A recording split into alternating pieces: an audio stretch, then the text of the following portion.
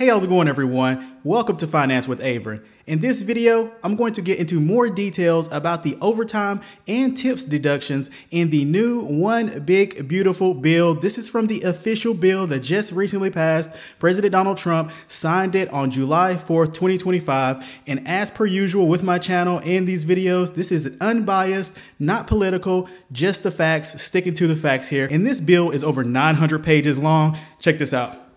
Yeah, I just scrolled through it right there. Yeah, so a lot of pages. In this video specifically though, going to get into more details about section 70201, which is the no tax on tips section, and section 70202, which is the no tax on overtime section. Let's get into it here. First, starting with an overview of it. This new tax break is for the years from 2025 through 2028, and it is retroactive, which means it started now on January 2025. So even though the bill was just signed, just went into law recently here in July 2025, is retroactive. So that overtime you worked in January of 2025, March of 2025, those tips you got in February 2025, April 2025, those will count towards the deduction, given some other things we're going to get into more specifically in this video. But yes, these deductions are retroactive from January 2025 all the way through December 2028 as of now, unless this gets extended and so forth. So what this is, of course, is that you can deduct overtime pay and tips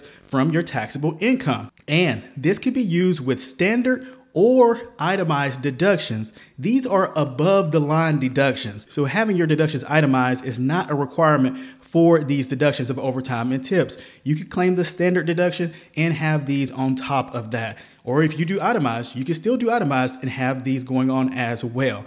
Now, for overtime and tips, you'll still pay Social Security and Medicare tax on that. This only applies to the federal income tax. And one thing that I noted in a couple spots in this bill for sure is that they state Social Security number required. So I definitely want to put that on here because it's on that bill for sure. Check it out right there. Right there. Yeah. So one thing that's stated right there, Social Security number required. Let's get into more details here. Now, qualified overtime and tips. What are qualified overtime and tips? You may be wondering, okay, does this count? Does this count? Let's get into it. Qualified overtime pay is extra pay for working more than 40 hours per week. A lot of you been there, you know that. I'm there. I'm starting off this weekly on an overtime day. I'm not scheduled to work normally on this day on Sunday, but I picked it up. I picked up yesterday, over 40 hours last week, going to be over 40 hours this week. So yeah, I know about overtime for sure. So yeah, extra pay over 40 hours per week. And this overtime pay must be paid at a rate of at least 1.5 times your regular hourly rate. So if you regularly get paid $30 per hour, when you work overtime, you'll be getting paid $45 per hour if that's the way that your employer does it. Some do double time and so forth. So, and also this applies mostly to hourly non-salaried workers. Often salaried workers can't qualify for overtime, they're non-exempt, things like that. This is mostly for those hourly workers, clocking in and out, the time card, punching in their number, swiping their badge. And now this is all defined under the FLSA, the Fair Labor Standards Act, which is a federal law that guarantees overtime to non-exempt workers. One thing they state in the bill is that the overtime must be defined under the FLSA.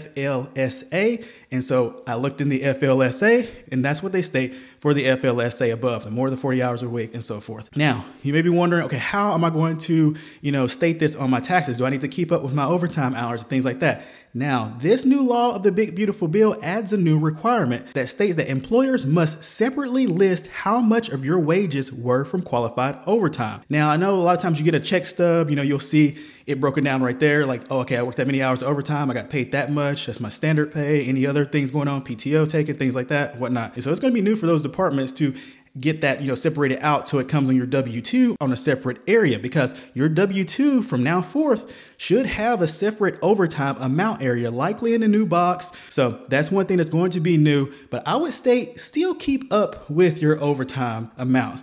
Like keep that last pay stub, or detail from the last time you get paid of the year. So you have that total amount of overtime you worked for that year, just to make sure, it matches up with whatever's reported on the W-2. Maybe there's discrepancy, maybe something else, then go and keep it for your records. Now, for qualified tip income, tips that are voluntarily given by customers in jobs where tipping is customary. Common services of this, of course, include servers, bartenders, barbers, nail care, valet attendants, spa treatments.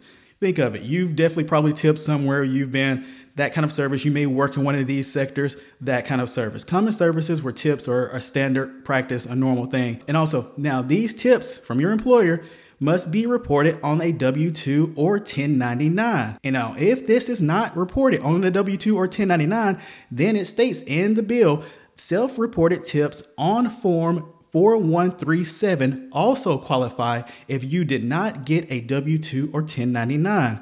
So in this case, even if you are thinking you're going to get a W-2 or 1099 for your tips or anything, keep up with your tips as well. You know, the spreadsheet, the document, the notes app, something, just so you have it for yourself. And also if you need to self-report it. Now let's get to some more sectors like gig work. I know some people had some questions about that on my overview summary video. Hoping I can answer a lot of questions, including this one in this video. If I haven't already, as I'm sure I've already answered some, let's answer some more.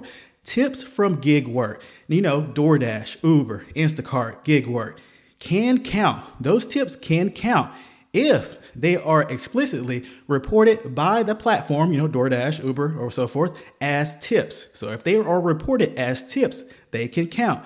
And also, you'll need to receive an official 1099 form with clear tip separation. If you have done gig work and you've received a 1099 form from them before, let me know down in the comments. It would definitely help other people watching this video, and I'll be aware of it as well. But wanted to state that those tips from those platforms can count. All right, let's get on to the next section here. That's going to be the overtime and tips deduction limits. Yes, there is a cap to how much you can deduct. So here it is right here. Overtime income can be deducted up to $12,500 for single filers or up to $25,000 for married filing jointly filers. You filing jointly, up to $25,000. You filing single, up to $12,500. That's the cap for overtime income. For tip income, the cap for single filers is up to $25,000. For married filing jointly, the cap is up to $50,000.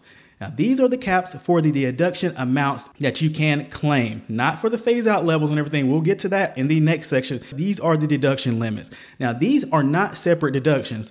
You can claim up to the full amount for both if eligible. If you're in a situation where you worked a lot of overtime and you received a lot of tips, you can qualify for both. Let's say for your single filer, you can have up to $12,500 of overtime income deducted and also up to $25,000 of tips deducted. So yes, these are not combined. These are separate. You can't deduct more than the cap though, even if you earn more. Now, even though of course these are separate and you have the possibility of claiming up to that full amount, that amount can be lowered that you're able to claim depending on your income. Let's get into that. The overtime and tips deduction phase out. So the deductions begin to phase out once your modified adjusted gross income, MAGI, exceeds $150,000 for single filers or $300,000 for married couples filing jointly. So if you file single, your phase out of your adjusted gross income is $150,000 and up.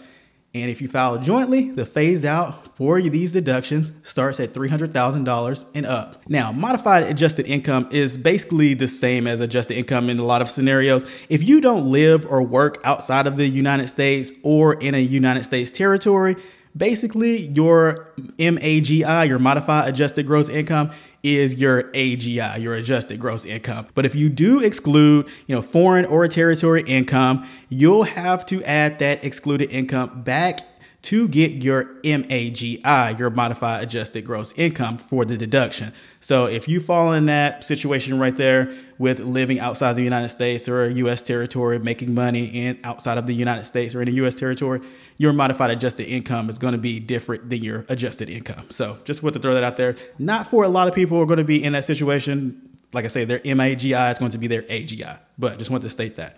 Now, how this phase out works. For every $1,000 you earn over the limit, your deduction is reduced by $100. And this applies separately to each deduction. Let's get into some examples right here. Yeah. All right. Examples of the reduction right here. You're single and made $170,000. That's $20,000 over the $150,000 limit. This is a scenario right here. Now, your deduction gets reduced. Here's the math. $20,000 divided by 1,000 equals 20. All right, now 20 times what it's reduced by, $100. 20 times 100 equals 2,000. That's your reduction amount. So if you earn $12,500 in qualified overtime, you'll have to deduct $2,000, that reduction amount, from that. So you'll be able to deduct $10,500 if you're single and made $170,000 in this scenario. So that's the reduction formula. Now, if that same person had $25,000 in tips, they're still going to take away that reduction amount from that phase out of $2,000. So in this situation with this reduction formula, the phase out, single filer, $170,000, $20,000 over the limit. Phase out stars. For every $1,000 over that limit, the deduction is reduced by $100 for their overtime and their tips separately. So this person maxed out on their qualified overtime at $12,500. Maybe they made more than that in overtime, but they can't deduct more than that. So all they can state is $12,500.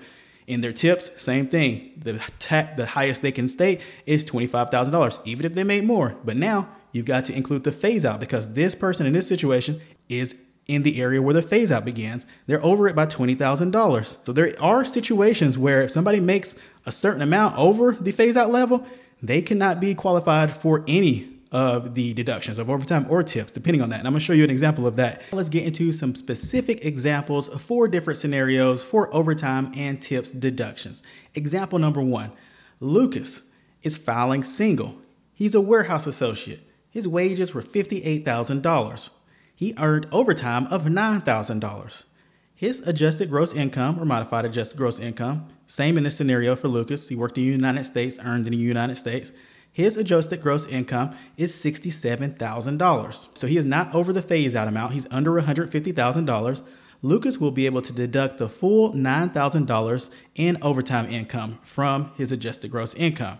So in this scenario, he can deduct that. Now with these deductions, it doesn't mean that you're going to get a refund of the amount specifically exactly that you deducted. This goes towards your adjusted gross income, which lowers that amount, which means you're not paying taxes on it technically. Just in case that gets lost in translation or misunderstood in some way, these deductions don't mean you just get a full refund for the exact amounts in these deductions. This lowers your income, so basically you're not paying taxes on this amount of income, which is definitely can be a helpful thing.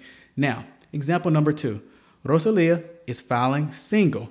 She's a server at a restaurant. Her wages, $35,000. She earned tips of $21,000. So her total adjusted gross income is $56,000. She is under the phase out amount as well. No phase out for Rosalia. She's going to be able to deduct the full $21,000 in tips earned. They're under that cap and they're under the phase out, so they're able to deduct the full amounts. All right, let's move on to some other examples here. Example number 3.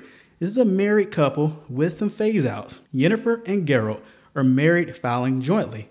Jennifer is a scientist, Gerald is a tour guide. Their combined modified adjusted gross income is $310,000. Jennifer had overtime of $18,000. Gerald had tips of $32,000. Phase out calculation from them, they're $10,000 over the phase out for married filing jointly at $300,000. So $10,000 divided by 1,000, that's going to be 10 times 100, that reduction amount equals $1,000 in reductions from each deduction. So their overtime deduction, $18,000 is what Jennifer earned. She's got to take away $1,000 from that. So that's going to be $17,000 for her overtime deduction, or for their overtime deduction, because this is married filing jointly. Gerald earned $32,000 in tips. He's going to have to take $1,000 from that as well for the phase out reduction. So that brings it down to $31,000. Both of those amounts are still under the cap for married filing jointly. So the combined deduction is going to be $48,000 that they're going to be able to deduct. All right, let's move on to another example here. Last example here. This is a fully phased out example. This is why I was stating it could happen where you make a certain amount of money where you can't deduct overtime or tips. Shepard, he's filing single. He's a crisis management specialist with a DoorDash side hustle. On the weekends, he likes to pick up a little extra cash, maybe check out the scenery. Maybe he has a car he really likes driving. Who knows? That's Shepard. His modified adjusted gross income is $410,000. His tips from that gig work with DoorDash, which they reported on the 1099K, or $7,000. Overtime, Shepard's not eligible for that. He's exempt. He's in a salaried position. So outcome for Shepard in this situation, he exceeds the full phase out range. His adjusted gross income is $410,000. Phase out for single filers, $150,000. So he exceeds it by $260,000. So do the math on that. 260,000 divided by 1,000, 260 times 100, $26,000.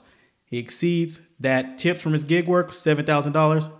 Boom, that's gone. That's, that got wiped out right there with the phase out.